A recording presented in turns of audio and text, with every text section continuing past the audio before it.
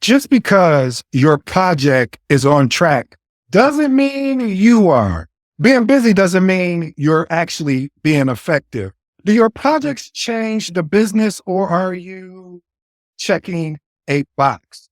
What's keeping you from reaching your next level? In today's episode, we are going to address that. Point number one, examine whether you inspire or drain your team. Listen, family, you have to have some type of energy in your meetings and these connections that you're making with your team because energy is definitely contagious. High energy leaders spark momentum. Low energy leaders, well, they stall the progress as well as the morale. Here's my actionable tip for you. Ask your team an anonymous survey. Do you feel supported and energized after our interaction? These responses will amaze you. So after you get these responses, you want to adapt your approach because leadership is about being able to have the ability to adapt. Point number two, review how well you handle conflict. See, fella, we want to avoid conflicts, even the smallest issues. And what ends up happening is these small issues grow into larger, or I should say, major problems. The reason why this is important because productive conflicts lead to better solutions and stronger relationships. Here's my actionable tip for this. There's a model out there called SBI. Again, SBI, situation, behavior, and impact. This model addresses issues directly, but we add a little sprinkle of constructive, where we're being constructive with our breakdown. Let me unpack that for you. Situation. It describes the specific context or time and place where the behavior actually occurred. Then B, for behavior, we want to describe the specific and the observable actionable words that the person was engaged in. And then the last one, which is the most important, I believe, out of all of them, is the impact.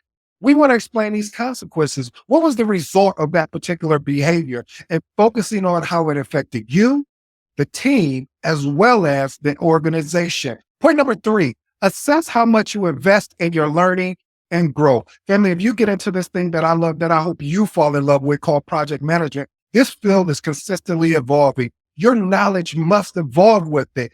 What ends up happening is stagnation starts to occur, and then you feel like you're working a job. But see, the difference between working a job and having a career is through growth. How do we get growth? We start going and studying, listening to episodes like this. I know it was a shameless plug, but again, just developing through material, whether it's LinkedIn Live, whether it's just micro courses, things of that nature, because what you don't want to happen is that you don't want to be somewhere in an organization and you're working a job instead of having a career. Here's my actionable tip again. I'm going to unpack it a little bit more. Dedicate time to upskilling.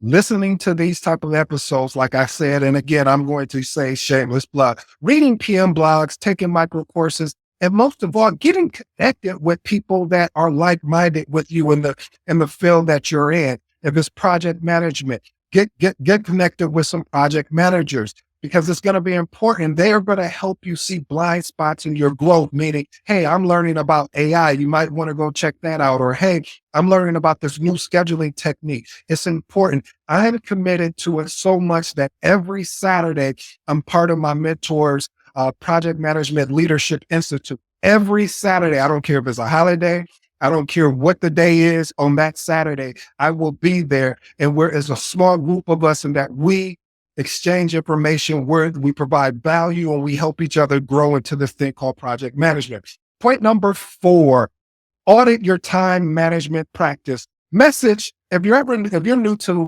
listening to me, anytime that I say message, this is something you want to pay attention to. This is something you want to take out the pen and pad. I don't know if you're driving, please keep your hand. I think it's at 10 and 6 or 10 and 4, one of the two. Just keep both your hands on the wheel.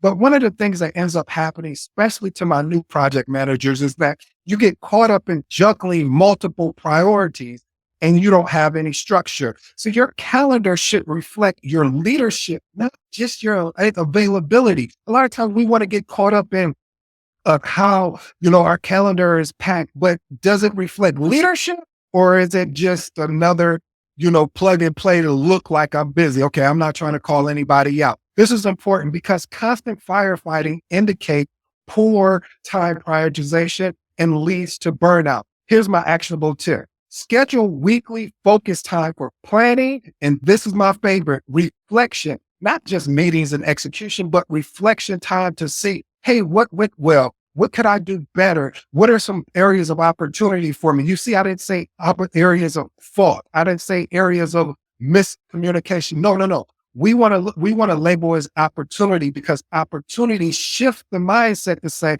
okay, this is something I can do. This is a limited belief that I can break. Point number 5, gauge your ability to influence without authority. As a project manager, the majority of time, you do not have direct reports. So often you have to lead people who do not report to you. Your ability, your capacity to influence is extremely critical. Why is this important? Because influence allows you to build momentum.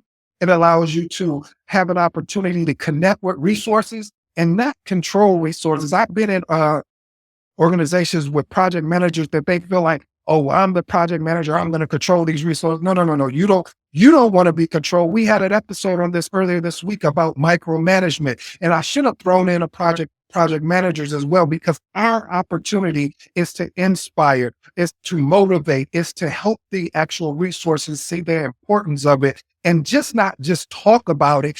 Be someone that actually lives it. There's a lot of people out there that say, do this and do that, but they're not doing this or that. Here's my actionable tip. You want to build alliances early.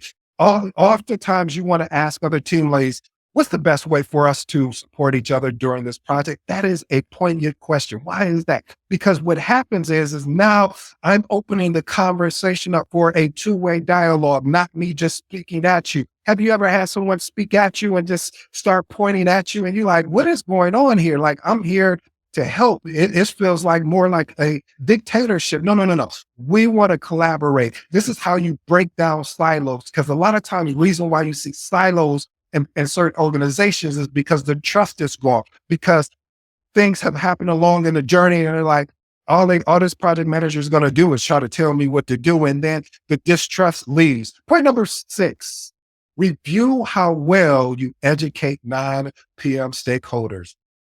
Family, I'm just going to testify real quick if you don't mind.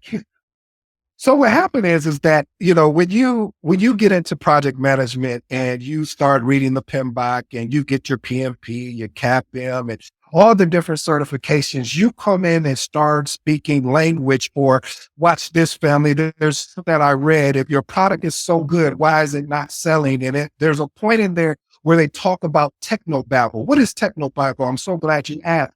It's a conversation that the person that you're articulating the information to, they have no clue, no idea what you're talking about. And project managers, what we are guilty of, okay, you don't want to put your name out there. I will. I'm guilty of, sometimes I start talking that, I'll call it PM technobabble. I'll start saying, yeah, I'm looking at the schedule, and then I'm seeing that they finished starting, and I just start going on in the charter and this and that. And they're like, okay, where are we at in this project? So stakeholder doesn't always speak PM language. You need to bridge that gap. Why is this important? Because when things are misunderstood, it leads to resistance and misalignment, because you may need that stakeholder. Here's my actionable tip. Create a short, simple visual explainer, a 1-slider roadmap for project kickoff sessions with non-technical stakeholders. Don't create this massive deck, because you're going to bore your actual audience that are not familiar with what you're doing. They only care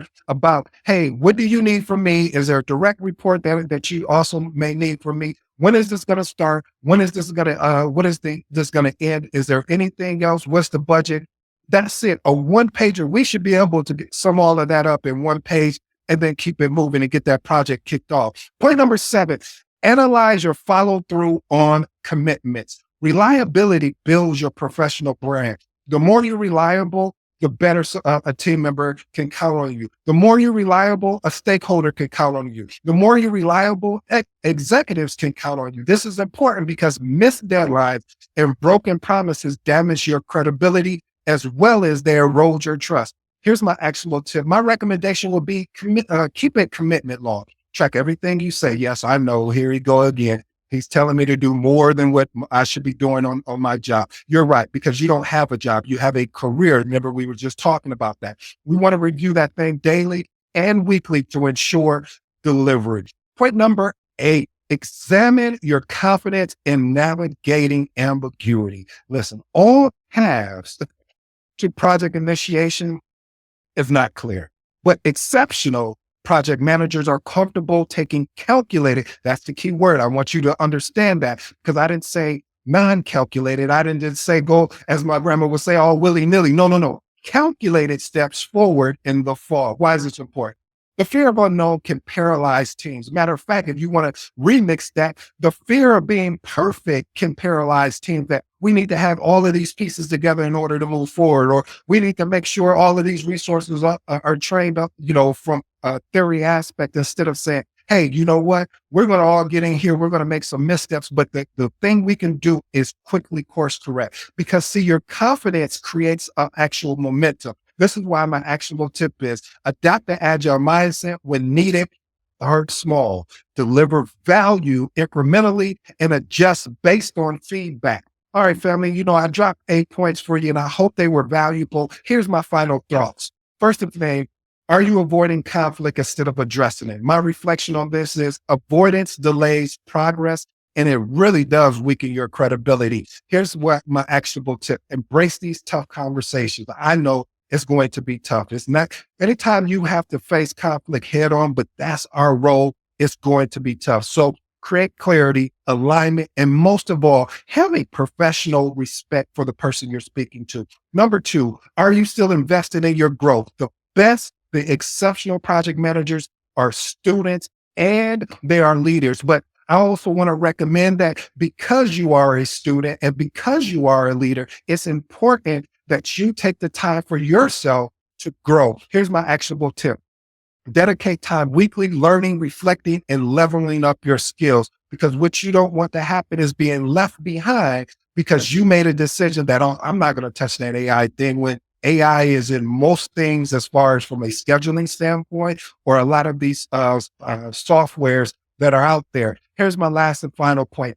Can you influence people even if you don't have authority over them? True leadership lies and not in just a title. If someone has a title of leadership and they are misusing it, because see, there's a difference, family, between misusing and using. See, misusing is more of a control. Misusing is more of a, oh, this is the way it's always been done. But using it is saying, hey, I'm willing to learn to see what ways we can make this better.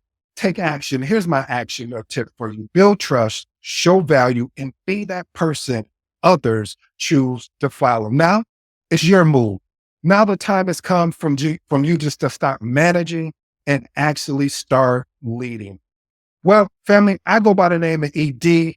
For all you smart and intelligent folks out there, hey, listen, that just simply means Ed. I appreciate the opportunity. Until next time.